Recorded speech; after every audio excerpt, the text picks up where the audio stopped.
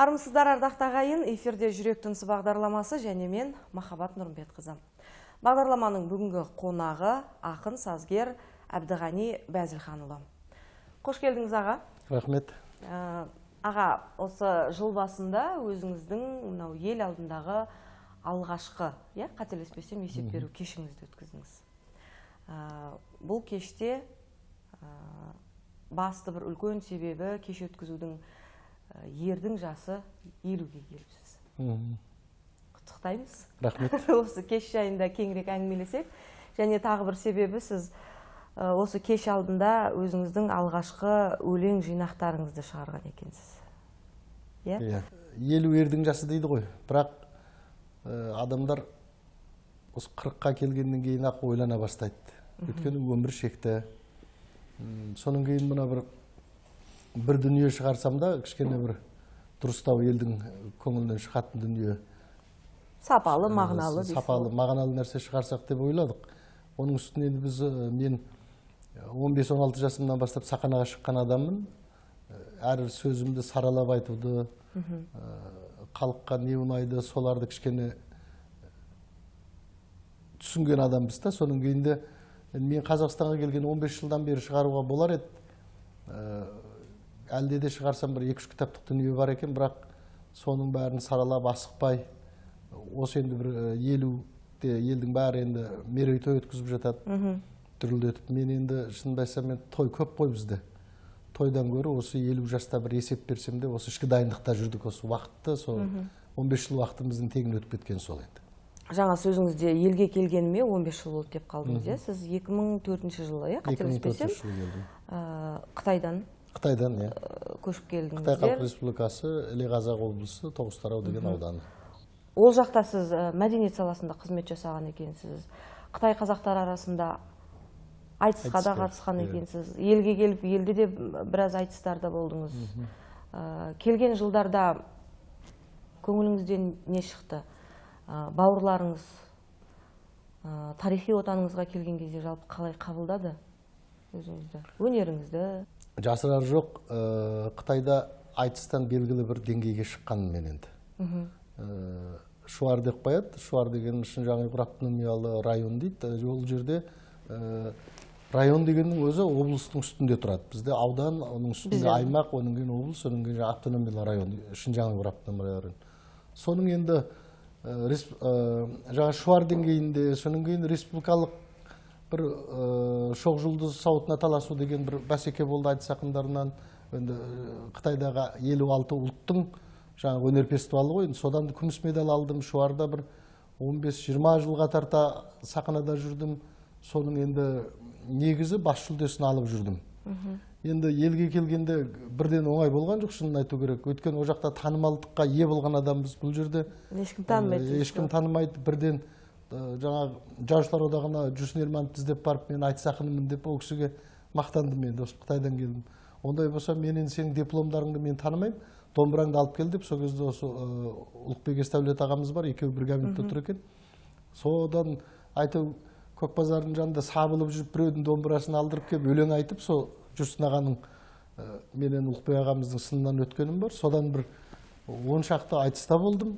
Енді облыстық деңгейдегі айтыстарда бас жүлде алдым. Қалғанда арнайы жүлде, 2-3 орындар тиіп жүрді. Бірақ мен осы бір қиналып кеттім деп айтатындай ондай қиын күндерде қалған жоқпын. Неге? Қазақ халқы өнерді сыйлаған халық. Осы Қытайдан келесің ба, Моңғолиядан келесің ба, бәрібір. Тіпті біраз уақытымыз жасыратын жоқ, асабалықпен кетіп қалды. Асаба бір тойдан көргеннен кейін біздің енді халқымыз өзі той жылғалық, тойының жақсы өткенін қалай дүрілдетіп, жасырар жоқ, кім өзін мақтағанды жеп көреді, өлеңменен дүрілдетіп мақтап жатсаң. Сөйтіп, мен оны Қазақстанға келіп, мен бір қатты қиналдым деп айта алмаймын. Оның үстінде бізден бұрын келген ағаларымыз болды. Сол кісілер қолдап демеп жіберді. Оның кейін жалпы беттік өнерді сыйлаған, сөзді сыйлаған халық бізді қиналуға жібере қойған жоқ. Енді аға, жалпы бүгіндегі өзіңіздің қызметіңіз осы еліміздің экономикасына, мәдениетін өркендетуге бір үлес қосып жүрген жандардың бірісіз. мемлекеттік банк және әлеуметтік салалық кәсіподақтың орынбасарымын Алматы облысы бойынша. Талғар аудандық мәслихаттың 5-6 шақырылымының депутатымын. Бұл да өнерді сыйлаған халық. Шынын айту керек. Енді түрлі көзқарас бар ғой. Билік талдайды деген сөз бар бізде. Оны мен енді Қазақстан Республикасының азаматы ретінде айтсам. Бірақ мені шынында халық таңдаған адам. Нұра ауылының таңдауға түсуге, сайлауға түсуге. Сайлауға түсуге, сайлауға түсуге бірінші реткі жиналыс ашып, біздің округтен кімді аудандық мәслихатқа жібереміз дегенде ақсақалдар талдаған. Мына жігіт бізге керек, елім деп, жерім деп келді. Қанша адамға көмектесті, қанша тойларға, енді ақша қойып кеткен асаба болған жоқпын, шынымды айтайын. Жетім жесірлерге, үлкен кісілерге тегін. Мүмкін ол мен бір халыққа сіңу емес, ол көмектескен шығар. Кім шақырса, не айтса соған бара бердім. Содан жаңағы ақсақалдар ауданға звондап керек болса. Біз осы жігітті қосамыз деп, 4 кандидат болған, соның ішінде айтып, соңғы 2 қалдық, ары қарай мен өттім енді. Құдайдың бұйрығы сол шығар. Ата жұртқа келген бауырларымыздың көбінде барлығынан сұрағым келеді. Өздерінің туып өскен ортасынан, өздері өмір сүрген елден осы бауырларына, қазақ жұртына не алып келе алдыңыз? Қазақ халқы сізге не бере алды? Қазақ халқы, Қазақстан Республикасы мені тәуелсіз етті өзімен бірге. Мен тәуелсізбін. Ол жақта тәуелсіздік сезінеді. Ол жерде біз тәуелсіз емеспіз. Коммунистік партияның қармағында жұмыс істедік, жасырып жабар жоқ. Солар оқытты. Кім қай мемлекетте жұмыс істесе, қай мемлекеттің нанын жесе, сол мемлекеттің сөзін сөйлеу керек деп ойлаймын. Өйткені мемлекет бағып отыр ғой. Ал мен тап-таза қалпымды алып келдім Қазақстанға. Бұзылмаған қазақи тілімді алып келдім. Дінімді алып келдім. 5 уақыт намаз оқып, жүгіріп жүрмесем де, мен соны түсінген қалпымда келдім. Маған да Қазақстанның үйреткені көп, менің де өз қатарластарыма үйреткенім аз емес деп ойлаймын. Бірақ басында да айттым ғой, мені ешкім осы өнеріммен ешкім мені шетке қағқан жоқ. Қажет екенімді, керек екенімді, тіпті Талғар ауданының бас ақыны болып тұрдым десем де болады, айтыста. Алдымызда ағаларымыз болды. Мұсажан Әділұлы, Камнұр Тәлімұлы деген Талғар ауданында ағаларымыз болды. Бірақ ол кісілердің бәрінде үлкен кісілер болды ғой. Тура менің жасымдағы бір ақын Талғарға керек болып тұрған тұсында мен келіп қосылдым деп ойлаймын. Жалпы той төңірегінде әңгіме айтып қалдыңыз, жаңа асабалық қызмет жасадым деп. Ал мынау қазақтың салт дәстүріне қандай бір үлес қоса алдыңыз? Не бір жаңалықтар алып келдіңіз дегенім ғой. Енді мен келіп бір үлес қосып жібердім десем ұят шығар. Десе де жаңағы алғашқы келіп той басқарған кезде, қызды ұзатқан кезде, қызды шығарып салу, одан кейін мына Наурыз мерекелерінде енді екі жақта да бар ғой. Қазақстанда жоғалтып алып қайтадан тапты. Қытайда сол өркендеп тұрған кезінде біз келдік. Ақындар айтысы, жаңағы салт, мысалы құдаларменен қалай сөйлесу керек, кей жерлерде жасырып жабар жоқ. Мен басқарып жатқан кезде құданың алдына жамбас бармайтын тойлар, құдалықтарды көрдім де мен. Содан кейін мен барып айттым, ана құданың алдына жамбас қоюыңыз керек деген сияқты. Кейбір жерден жалп еттік емес. Сондықтан мен енді оған бір үлкен үлес қостым деп айта алмаймын. Жалпы негізі өзіңіз қазақи ортада тәрбиелендіңіз. Қазақи ортада тәрбиелендім. Біздің ауылға тіпті мұнда баяғыда жалғыз Қытай бар болатын, Қытай семья. Соның өзі қазақша сөйлейтін. Балалар қазақша оқитын. Енді мына соңғы кездерде батыс өңірді ашу деген сылтауменен келді қалың Қытай. Бірақ мен осы жақында келген бір туысқанымнан сұрадым, біздің ауылға әлі Қытай бар ма? Тап-таза қазақ қалпында отыр. Енді ол ертеңгі күні өйткені балалардың бәрі қытайша оқу керек. Қос тілде оқу керек. Сөйтіп бар қарай енді оны жасырып жабатын түгі де жоқ. Тілден де, діннен де кетеді. Баяғыда Совет өкіметі Қазақстанға қандай күн көрсетсе, Қытайда қазақтарға сондай. Қазақтарға емес, жалпы аз ұлттарға сол күн көрінейін деп отыр ғой. Әбдіғани аға, жаңа әңгімеміздің басын сіздің есеп беру кешіңізден бастадық. Жалпы Ғабит Мүсіреповтің бір сөзі бар ғой. Ер адам 40-қа келгенше ел алдында есеп бере алмаса, ол қасірет дейді. Әйел адам 40-қа келгенше бетіндегі әрін жоғалтпаса, ол қасиет дейді. Жаңа өзіңізде ел алдындағы есеп беру кешіңізді атап өттіңіз деп отырмыз. кештен алған әсеріңізді айтып беріңізші.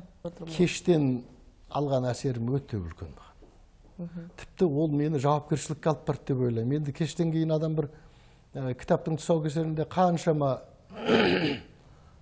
белгілі азаматтар, сыншылар, енді ешкім жамандап келмейді, ол жерге мақтады. Мен ойладым, осыны көтере аламын, көтере алмаймын деп, шынын айтқанда. Талай жылдан бері қарай ондай мақтау естімеген. Екінші жаңағы концертте есеп беруде Нұрғали Нүсіпжанов ағамыз 83-те. Ұмытпасам, 127-ші авторым болдың деп айтты. Нұрғали ағаның менің әнімді орындауы менің ертеңгі өмірімнің бағыты болды деп ойлаймын. Өйткені ақындардың, сазгерлердің көбі сезімнің адамы ғой. Енді мен дінде жүрмегеннен кейін, әрине сезімнің адамы болғаннан кейін ертең сол мақтауды көтере алмай кетіп қалатын адамдар болады енді. Мен соған кетіп қаларым екен деп те қорықтым өзімнің шынымды айтсам. Ол маған ертеңгі бағытымды түзет деп ойлаймын мен. Елдің мақтауына бір семіріп кетпейтін жасқа келгенімді солардың бәрін топшыладым. Ал армандар орындалады. Мен арманым ол. Баяғыда. Тіпті Қазақстанда кеш өткізу арманым. Соның бәрін жаңағы Қазақстанға келген 15 жылдың ішінде ішімнен түйіп жүрдім.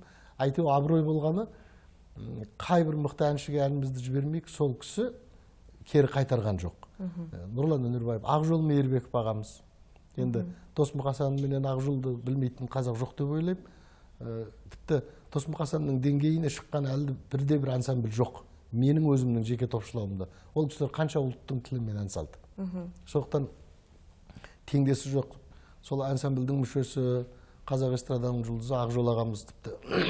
Әбдіғани, мен мына саған сыйлығым болсын, осы әннің аранжировкасын мен жасатып келейін деп, өзі жасатып келді. Ал Астанадан Нұрлан Өнербаевтың ұшып келіп осы жерге сол әнді орындап беруі, тағы да көп қой енді әншілер. 21 әнім орындалыпты. Бір 50-ге тарта әнім бар екен. Соның ішінде 21-і осы сақанада орындалды. Сол сақана маған үлкен күш берді. Мен оның кейінде біраз шығармалар жаздым, біраз әндер жаздым, біраз ән сөздерін жаздым. Жарылқасын Дәулет менің ән салшы Мақпал деген өлеңіме ән жазып, осы Мақпал әпкеміздің кешінде орындалды. Соның бәрі адамды күннен күнге жауапкершілікке жетелейді. Әзір мен енді ойланбай жүрмейтін осындай дәрежеге келіп қалдым да. Қайда жүрсем де, енді бұрында өнермен тыныстаған адаммын. Бірақ аралықта бір 7-8 жыл сахнаға бармай қалғаным болмаса, өнерсіз мен өзімнің өмірімді елестете алмаймын. Ең болмағанда үйге келіп ән саламын. Домбырамды аламын, гитарамды аламын, үйде сол кішкене ән айтып, кітап оқимын, соныменен мына рухани дүниемен сусындап келе жатқанның бір пайдасы шығар деп ойладым. Ал тағы да қайталап айтам, ол кештен енді үлкен күш алдым мен. Құдай өмір берсе, алдыда ол көрінетін шығар деп ойлаймын.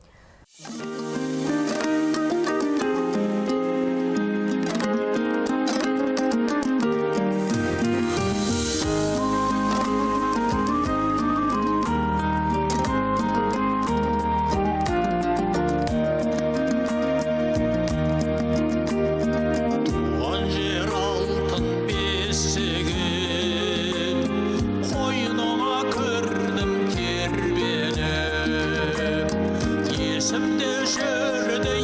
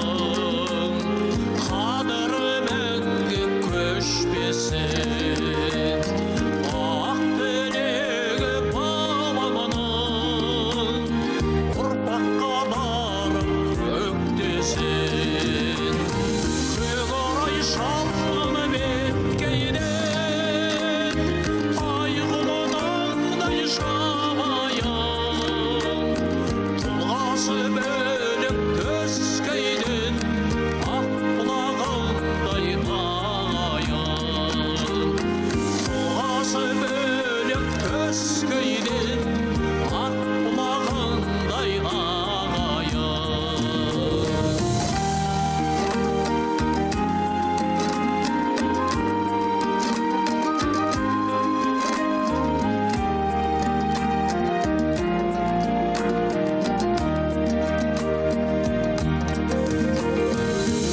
Саған асыл жәннәтім, кілемдей көркем гүл дала, бұзылмай өтсін қабатың, басқадан сені қызғанам. Көкорай шалғын беткейден, тайғұлыныңдай жабайын, тұлғасы бөлек төскейден ақ бұлағандай ағайын. Көкорай шалғын беткейден, тайғұлыныңдай жабайын, тұлғасы бөлек төскейден ақ бұлағандай ағайын. Тұлғасы бөлек төскейден ақ бұлағындай ағайын.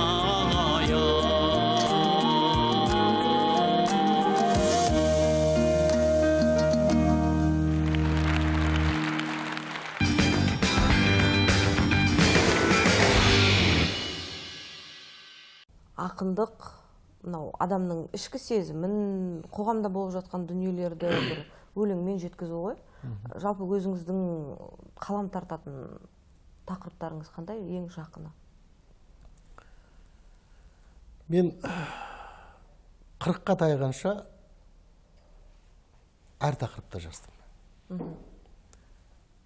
40-тан 45-ке дейін махаббат тақырыбында жаздым. Неге? Махаббатты сәл ертелеу жырлау керек. Жоқ, соны қалай айтсам болар екен, біз 15-16 жасымызда төрге шықтық қой. Халықтың қошаметіне бөлендік. Сол Айтыс төр, арқылы, айтыс арқылы. Айтысты бағалайтын халық керемет болды ол жақта. Қаймағы бұзылмаған, тіпті белгілі жайлаулардыңға апарып 200-300 қазақ үйді тігіп қойып, апталап жатып ақындар айтысын өткізген. Ол тек қана ақындар айтысы емес, қазақ үйлердің бәсекесі, қазақ үйдің ішіндегі қазақтың ұлттық қолөнер бұйымдарының бәсекесі, терме жарыс, терме толғаулардан, спорттық ойындар, сонда ақындар айтысы негізгі тақырыбы. Енді мына соңғы 2 жылда өтпей қалды деп естідім. Ол кәдімгі жоспарға қойылған, мемлекет ақша бөлуде жүрді. Аудан жылына 1 рет, аймақта 2 жылда 1 рет, облыста 3 жылда 1 рет, жаңа шуар бойынша 5 жылда 1 рет. Бұл белгіленген, кәдімгі заңменен белгіленген, қорғалған тақырыпта. Сол елдің қошаметі төрге шыққаннан кейін ары қарай кететін жол жоқ қой, артыңа қайта алмайсың. 15-16 жасымыздың өзінде кісі болып кеттік біз, шынын айтып. Елдің сөзін айтып. Сол елдің сөзін айтып жүрген азамат енді қайтадан барып, шынын айту керек, қыздарға қарайтын уақытымыз болған жоқ. Болды, біраз жігіттерді білеміз. Күй шертіп отырса да, ән айтып отырса да, шай құйып отырған келіншекке қарайтын адамдар болды, шынын айту керек. Біз ана елдің бүкіл назары, ол кездегі ақындар айтысы, ол кездегі ақынға деген құрмет, қазақ үйде болса, жаңа үйді шағып кете жаздайды ғой. Басып елдер, өлеңін тыңдаған. Содан сол кісі болып қалғанымызда, содан кейін сол кәдімгі кісі болып қалғанымыз, үлкен кісі болып. Біздің сөзімізге елдер тоқтайтын болып, неше түрлі адамдар, неше түрлі тағдыр болады ғой. Біреудің жалғызынан айырылып қалады, біреу мәпелеп отырған қызынан айырылып қалады. Соның бәрін былай айтқан кезде біз өлеңменен бастық деп айтып қойдық. Соның бәрі сондайға шақыртады бізді. Ал сол елдің тағдыры, сол елдің қуанғанын көріп қуанасың, мұңайғанын көріп жүрегің ауырады. Ал оның кейінгі негізгі тақырыптарының бәрі туған жер, сағыныш осындай құралады. Ақынға қара сөзден өлең оңай дейді, қолыңызда кітабыңыз тұр. Ішінен оқып берсеңіз. Қарттарым мені сағынып жүрме екен деген өлең оқып берейін. Өйткені балалығымыздың бәрін үлкен кісілердің қасында өткіздік қой біз. Бала болып бір ойнап кететін уақытта болмады. Сол үлкен кісілерден тәрбие алғаннан кейін сол адамдардың айтқан жолымен жүргіміз келді. Сол кісілер сияқты аға болғымыз келді, шынын айтқанда. Сол қарттарымды сағынғандағы бір өлеңім еді. Жүрегім сыздап, сабырым кетеді, күншілік жерге дабырым жетеді. Асау көңілім алабұртпаса, ажарым тайып, жалыным өшеді. Асыл қарттарым шықпайды түсімнен, жасыл бақтарым бүлінген түтінмен. Сағыну аңсау, зарығу шөлдеу, мақпал шашыма аққырау түсірген. Сұлу көктемдей тағы бір гүлдесем, қара бет ұл дер, қадірім білмесем, тамсана тыңдап таңға жырлатқан қарттарым мені сағынып жүрмекен. Мен айтқан өлең қуатындай боп, айлап жатушы едім, құдасындай кеп, елдің байлығы қазыналарым-ай, бабамнан қалған мұрасындай боп. Жанбайды неге жалыным дүрлесем, қара бет ұл дер, қадірім білмесем, асыл қарттарым түсімнен шықпайды, аңғалдарын сағынып жүрмекен. Рахмет. Аға, жаңа сөзіңізде айтып отырсыз, ақындарды керемет сыйлайтын, олардың бір ауыз сөзіне тоқтайтын. Ақын жалпы халықтың, елдің мұңын жырлайтын, қоғамда болып жатқан дүниелерді астарлы сөз арқылы, мағыналы сөз арқылы жеткізіп отыратын. Халық пен биліктің ортасындағы бір көпір, ақындарды сөйтіп айтатын. Ал бүгінде сіз сол биліктің бір бөлшегісіз. Маслихатта отырсыз. Ақындығыңызды қосып, азаматтығыңызбен бүгінде бұл қоғамдағы дүниелерге қолдау болсын, немесе бір белсенді жұмыс болсын атқарып жүрсіз бе? Қолыңыздан келіп жүр ме? Әдетте билікке келмей жатып адамдар айтып жатады ғой, осы қолыма бір билік тисе, осылай істер едім, осылай істер едім деп. Ол өте дұрыс айтып отырсыз. Ол айтуға байланысты. Қай жерде айтуға байланысты. Кім болса да айғай-шуды жақсы көрмейді. Мені жаңағы ақсақалдар қайтыс болып кетті, Байалбаев деген ағамыз болды, 91-ге қайтыс болды. Жаңа бірінші мені ұсынған кісілердің бірі. Сонда жаңа халықты иландыру үшін айтқаны бар. Әбдіғани сөзбен сұрап ала алмағанды өлеңмен сұрап алады. Сол айтқандай айтуға байланысты. Енді мысалы аудандық мәслихаттың сессиясы болып жатса, кезекті сессиясы болып жатса, ол жерде тұрып мен айғайлағанымен түкте шешілмейді. Әкіммен бірге әңгімелесетін уақыттарымыз болады, жайлап кіріп айтасың, мәслихаттың хатшысымен болады. Тіпті сол кісілермен бір жерде чай ішіп отырғанда, үйінде қонақта отырған кезде кешегі бір нәрсені былай өткізіп жіберсек болар еді, қосып жіберсек болар еді, халықтан да нәрсе керек еді. Сол бәрін қазір жалпы қазақ сөз түсінетін халық қой, сөзге тоқтайтын халық. Ол түбегейлі жойылып кетті дегенде мен қарсымын. Бар шығар, біздің қоғамымызға дендеп бір нәрселер кірген шығар, нәйтиуан сияқты мисалда, бірақ сөз ұғатын халық әлі бар. Мен жұмыс істеп жатқан ортада, мейлі облыста болсын, мейлі ауданда болсын, сөзге тоқтайтын кісілер әлі бар. Жасадық. Жалпы өзіңіз халыққа жақынсыз ба? Халыққа жақынмын. Халықтан айырылып кете алмаймын. Өйткені менің жұмысым мәңгілік емес. Халық мәңгілік. Ертең соңғы сапарға да шығарып жатқан халық. Сен атағыңды көтеріп алатын да халық, түсіретін де халық.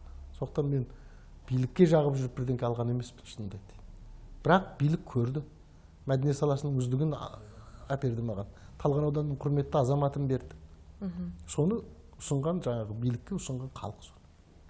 Сіздің дәрежеңізді көтеріп жүрген, сіздің өнеріңізді бағалап жүрген халықтың бүгіндегі қандай жағдай сізді толғандырады? Жалпы азамат ретінде. Енді біздің елбасымыз осыдан бір айға жуықтап қалды ғой деймін. Жалпы халықтың әлеуметтік жағдайын көтеру. Осы толғандырған. Шынын айтайын. Өйткені халық әкімге күнде кіре алмайды ғой. Ауылдың халқы бізге айтады. Зар-мұңын келіп. Ол жүрегіңді ауыртқан нәрсені апарып сен әкімге айтасың. Тура сол кісінің айтқаны бойынша айтсаң, ол кейбір нәрсе қабылданбайды. Сондықтан оған өзің айтатын тәсілі бар. Ол бір жағы, енді бір жағы мына Ұлы даланың жеті қыры деген жақсы мақала шықты елбасы. Рухани жаңғыру бағдарламасы шықты. Осының бәрін іске асқанын көргім келеді.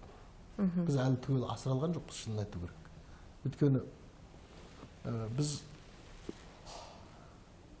мен былай түсінемін, жаңағы рухани жаңғыру деген заманға ілесуіміз де керек біздің. Тура мына 21 ғасыр қалай дамып бара жатыр, соған қазақ қоғамы ілесу керек. Бірақ өзіміздің тегімізді тастап кетпеуіміз керек. Осы екеуін ұштастыруымыз керек. Мен әрине байырғы қазақты сағынамын деп отырсаң, онда біз жайлауға барып алып қазақ өттігіп тастап, өнер ғылымға келмей өлең айтып, домбырамен отыруымыз керек. Қой бағып сол мал соңында жүруіміз керек. Бізге ғылым керек бізге. Басқалардың жасаған дүниесін біздің ұрпақтарымыз жасау керек. Қазақстанда өндірілетін нәрсе көп болу керек бізде. Елдің экономикасы көтеріледі, бет-бедел көтеріледі. Аллаға шүкір, қазірде жаман емеспіз. Бірақ біз одан да жоғары деңгейде өмір сүру керек халыққа. Біздің қолымыз аузымызға жету керек. Ол жаңағы ғылыммен, өнерімен, бірақ ар жағындағы салтымыз, мәдениетіміз, түп тамырымыздан айырылмауымыз керек. Әбдіғани аға, жалпы елдің ішінде де, мәселен, бір ауылдан бір ауылға жаңа қонаққа баратын болса да, бір ауылдан бір ауылға көшіп баратын болса, мынау бауырмалдық деген бар, бір-біріне қолдау көрсету деген бар. Сіздерде енді тіпті мәселен басқа мемлекеттен, басқа елден тарихи отанға қоныс аударып келіп отырсыздар, қаншама қандастарымыз. Араларыңызда бір бауырмалдық, бір-бірлеріңізге көмектесу, жаңа келгендерді демеп жіберу деген сияқты бір қолдау ишаралары бар ма? Бұл енді ондай бір белгілі ұйым жоқ. Бірақ қалыптасқан дәстүр бар. Енді бұрын біз келгенде, біздің алдымызда келгендер кімді іздеп баратынын білмейді ғой. Әзір енді кемінде мені іздейді. Ағаларымызды іздейді. Ең болмағанда құжаттық жағына көмектесіп. Әзірен шекараны ашып берсе көп қой сабылып келіп жатқан, қайбір келіп жатқанын білмейсің. Ал бір жерде біреу қиналып жатыр екен десе, міндетті түрде барамыз оған. Қайсымыз болсақ. Жаңада сөзімізде айтып отырмыз, ақын адам өзінің өлеңімен халықтың жағдайын билікке жеткізе алады. Билікте жүрген адамдар, мемлекеттік қызметте жүргендер өзінің ісімен тірлігін жасай алады деп. Осының барлығын ер азамат еркін халық алдында еңбек ету үшін оның артында бір адам тұрады. Ол міндетті түрде әйел. Отбасыңыз жайында айтып беріңізші. Отбасым жайында айтып берсем, енді бір 40-қа таяғанда жаңа айттым ғой, махаббат жырларын жаздым деп. 40 емес екен, 2001 жылдан бастап 31 жасымнан жазыппын. Шынжаң университетін бітірген, Бодауқызы деген жарым бар. Одан келгеннен кейін Казгу шығыстану факультетынан магистрат қорғаған, соның кейін сол жерде мұғалім болып қалған. Қазір Казгу шығыстану факультетінің мұғалімі, Қытайтану кафедрасының. 2 балам бар. Өзі 2 баламызда қызық бір 7-8 жыл жүріп қалдық, бірінші баланы көрмей. Соның үлкен кісілердің сөзі болады. Қоймайды ғой, бауыр туыстардың, осы жерде өзімнің жергілікті жиендерім бар. Менің әкемнің қарындасы 56 жыл өтіп кеткен екен осы жаққа. Ол кісі бар әзірімде 80-ден 85-ке таяп қалды. Неге бала болмайды деген сияқты енді үлкен кісілер айтады ғой, сенде бар ма, сенде бар ма деп. Сөйтті Құдайға шүкір 10 жылдың алдында ұлды болғам, сол ұлым әзір 10-ға келді. 10 жылдан кейін міне осы 18 жыл қарашаның 22-сінде, 11 айдың 22-сі күні қызды болдым. 10 жыл салып бір балалы болып жатырмыз, өте Құдайдың берген. Жалпы менің шығармашылығыма, енді жаңағы мәслихатта кейде сыртта көп жүреміз, халықпен кездесесің, семинарларға, кездесулерге, жиналыстарға, алыс жаққа кететін жағдайлар болады. Соның бәрінде шып-шырғасын шығармай отырған енді жарым бар, Аллаға шүкір. Қабағынан қар жауып тұрмайтын адам қанша, қонағым да көп адам мен өзім. Оның кейін енді ақын болғаннан кейін жаңа махаббат туралы өлеңдер жазылады. ер адаммен де кездесесің, әйелдермен де кездесесің, ондайға қабақ шытпайтын Құдай сыйлаған бір жарым бар. Жалпы жас тоқтатқан кезде 30-дан асып барып үйленгеннен кейін де ол да саралап іш жағымнан таныған шығар мүмкін мен. Ол кезде ақындық сезіммен алабұртып жүрген кезіміз біздің. Енді Құдайға шүкір, отбасы жағынан мен тәлейлі адаммын деп айтамын. Ақын адамының міндетті түрде бір айтып жатады, музасы болу керек деп. Ол әрине сіздің жарыңыз. Отбасыңызға, жарыңызға арнаған өлеңдеріңіз бар шығар? Бар әрине. Сол жаңағы мен сол 40-қа таяп ұл көріп, сол ұлымның менен ең қызық жері жаңағы әйелім екеуінің туған күні бір апрелдің 15. Сондай күткенде Алла тағала соның туған күніне беріп тұр ғой ұлды. Ақеділ деп қойдық.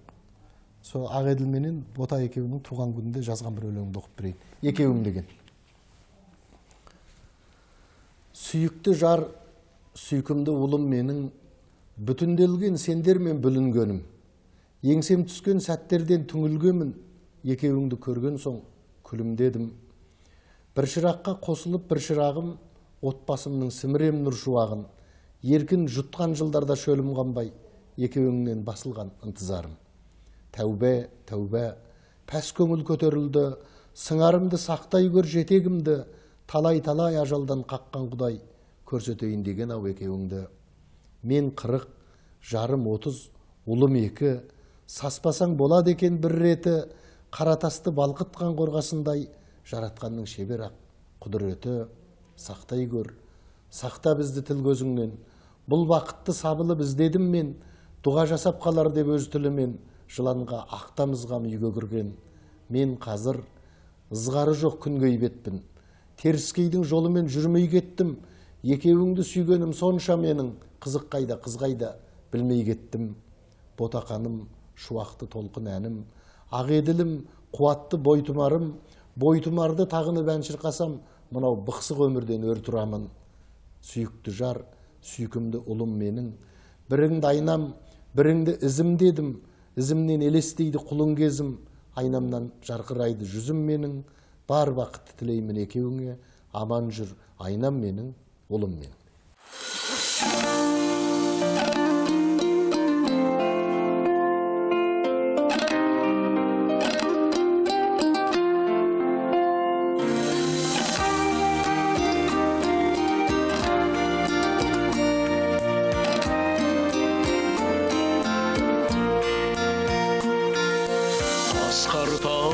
Су беліңді, айдынды шалқар көліңді, толықсып тұнған жеріңді, тоғырлы туған еліңді.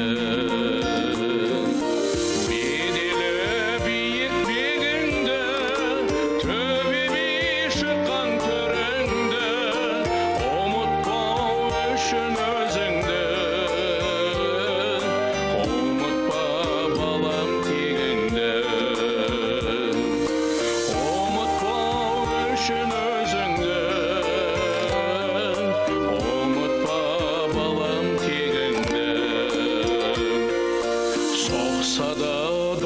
Сан түрлі өзгерте алмас қалпыңды, бір түйір топырағына ауыстырмаған алтынды. Сабаға сыйы тартулы өзгеден бөлек нарқаңды, ұлықтау үшін халқыңды. Салтыңды ұлықтау үшін халқыңды, ұмытпа балам салтыңды.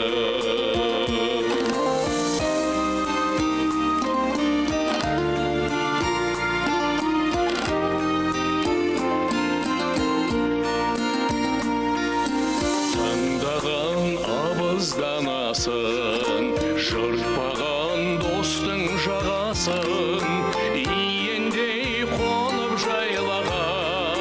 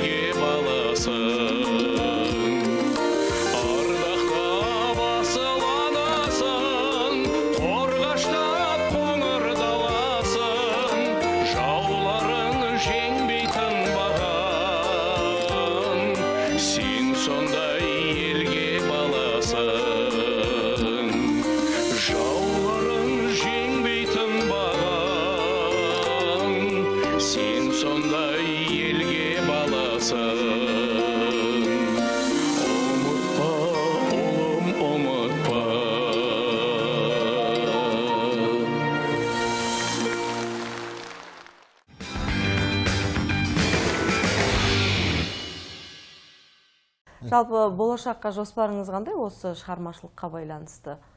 Кімдермен тығыз жұмыс жасағыңыз келеді? Мынау ән өлең шыққан кезде әрбір автордың ол мынау ішінен шыққан баласы сияқты деп айтып жатады ғой. Әншіні таңдау, орындаушыны таңдау, тіпті сіздің кешіңізде мәселен поэзия оқылды, актерлар оқып жатты. Сондай жандарға бір үлестіру деген сияқты жаңағы оқыту, ән орындату дегенде алдын ала бір таңдау болатын шығарсыз өзіңізде ішкі. Бұл жаңағы бірінші рет өткізген кеш болғандықтан оның кемістік жерлері болуы мүмкін. Тіпті жоба авторы өзі біледі ғой, мен білем өзімнің кемшіл тұстарымды. Ел көре бермейтін жерді мен өзім көрем. Енді болашақта Алла тағала өмір берсе,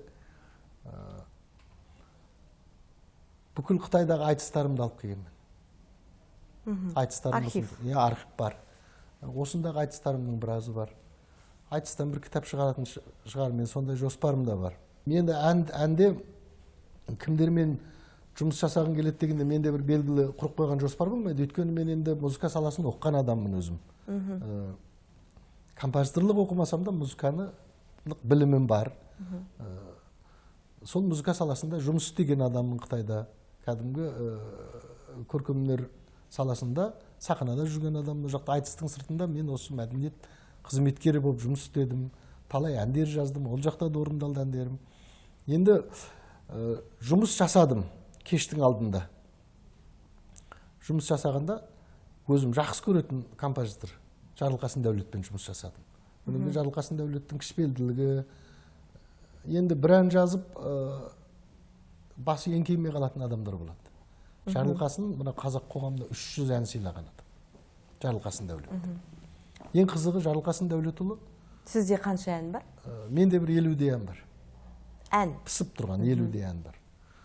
Сонда Жарылқасын Дәулеттің ұлының қарапайымдылығына таң қалдым. Ішінде білімі бар адам, ішкі дүниесі тоқ адам еліп тұрады ғой. Жеміс ағаш сияқты деп айтады қазақ. Мен Жарылқасынның сол бейнені көрдім. Сонша әнді жазғанда қарапайымдылығы мәдениет саласының үздігі екен. Мен де мәдениет саласының үздігімін. Кеше келген, маған бұйырған шығар.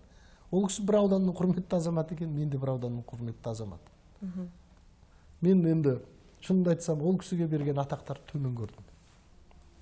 Кімге берілмей одан жоғары берілу керек. Берілу керек. Бұрынғы халық әртісі қазір еңбек сіңірген қайраткер дейді ғой. Соларға берілу керек. Оның кейінде бір эстрада бір екі ән жазып алып жүргендер бар, мен оның бәрін білемін. Сол бір атақ беретін жерде өзіңіз отырсыз мәселен. Енді бізде маслихат депутаттары да сол құрметті азаматты беру жағы бар, немесе үкіметке ұсыныс жасау жағы сіздердің қолдарыңызда ғой. Территория ғой.